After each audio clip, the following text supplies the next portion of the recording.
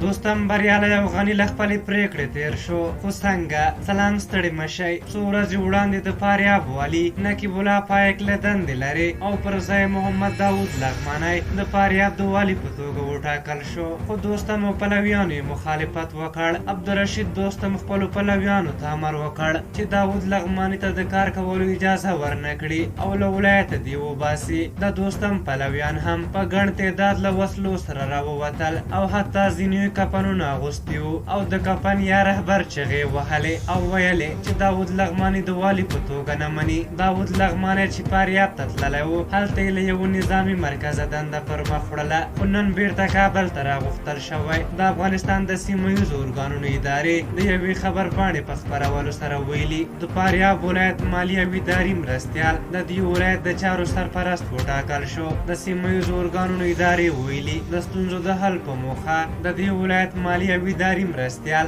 عبدالمقیم راسخ د عبدالباقي زوی د فاریاب ولایت د چارو د سرپرستۍ لپاره توظیف کړل شو. په هر حال دغې موضوع ګڼ غبرګونونه راپارولي. خلک وایي د دوستم وسلوالو پلویانو میدان وګټلو، د حکومت والي ونه منلو او خپلې معرفي کړ، خو ځینې بیا وایي چې همدا ښه لاره وه، ځکه کیدای شول یو لوی جنجال او مخالفتونه رامنځته شوي وای. د دې موضوع په اړه به نور قضاوت تاسې ته پرېږدو، خو د دې خلکو اتفاق خو مو ولیدلو چې څنګه پر مخ ځي او د دوی ګټې چې په خطر کې وي بیا هېڅ سم نه مني. په هر حال تاسو مو هم د دغې موضوع په اړه خپل نظرونه راته ولیکئ. تر بیا چې ستاسو چوپړ ته راځم، په لیو بخښونکي خدای مو سپارم. د الله په امان.